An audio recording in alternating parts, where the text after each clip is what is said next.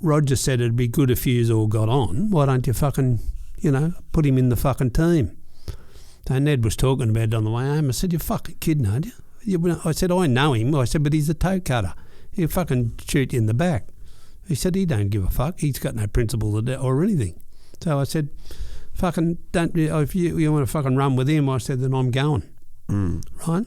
Well, then they started, this is when the attempts on my life started to happen, all around this time. So by Ned Smith himself, with others that he hired in that gang, like Chris Flannery being one of them. So Ned ended up bringing Chris into his gang, into the team, and then knocking around with us all the time, right? Well, his wife hated me guts. One night we were having a meeting during the gang wars in 1984. And it was the meeting was held down in a bloke called Tony Eustace's bar, who Chris Flannery ended up murdering, right? And we had a meeting down there in the Double Bay, and he brought his wife along with him. Well, as I've told you, I don't involve women in things. Anyway, while we were sitting there, she walked over and left the table she was on and came over and sat with me, and she said, Habbo, can I just ask you something? She said, how many people have you killed? And I said, well, if I'd killed anyone, you'd be the last cunt I'd tell. Right? Well, with that, she just got up. She said, apparently we went on the same wavelength. I said, no, we're fucking not. And I said, sorry about that. I just don't talk to women about anything, love. So she goes over and tells him. He starts biting on his bourbon glass and fucking getting all as fired if up. they're supposed to going to be fucking worrying me, So I didn't give a fuck about him physically. I would have fucking, I've already picked him up and dumped him on his head before. So anyway, he started fucking talking and carrying on crap. And I said, listen, what the fuck? What he wanted Ned to do, he wanted Ned to fucking join forces with him and then take over the old gang. I said, they've got nothing left, mate. What the old gang's got's all fucking gone. What George Freeman does is still do the gambling. We can start up our own gambling if that's what you want, but there's no fucking money in it now. There's no fucking money in that now. There might be if you've got the right people, but it's too much fucking drama. You're always chasing up fucking money all the time. Yeah. The deals we do today, we get fucking cash in the end.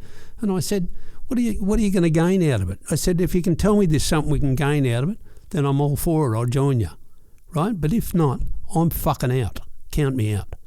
So when I left the company that night, they fucking all started jabbering together. Yeah. And how much piss is involved in this? Like, are they that's just part of it. No, they were talking when they were stone cold sober about it. Yeah, so, right. So it's not like a thing that's fueled by No, we'd only just got there, so we're all stone cold sober.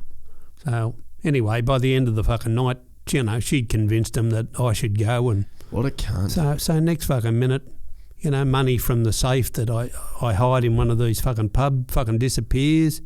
Then I find out that it's the publicans fucking handed over the money to someone else, which was my money.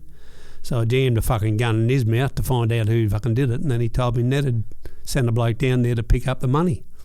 So I said, fuck it, I'm going up the fucking front of him. So next minute he rings me.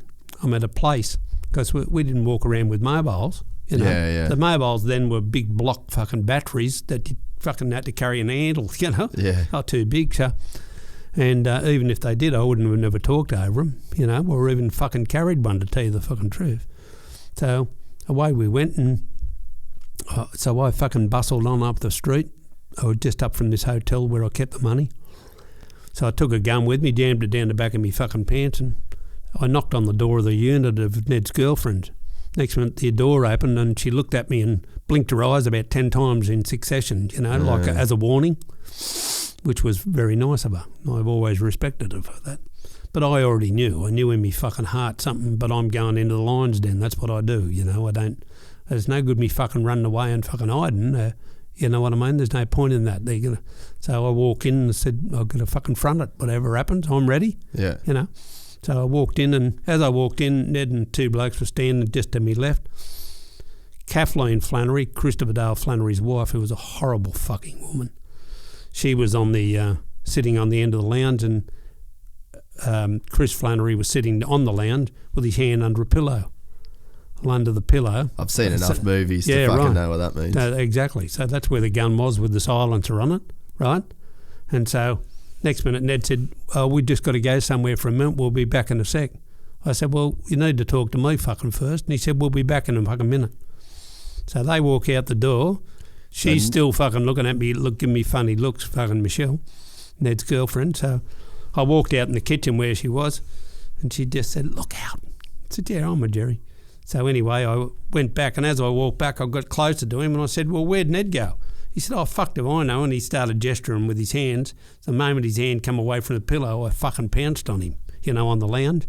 And I pulled my own gun out, fucking stuck it on his fucking jaw, pulled his gun out and said, look, and so you're carrying this with the silencer on for fucking nothing, eh, you fucking dog?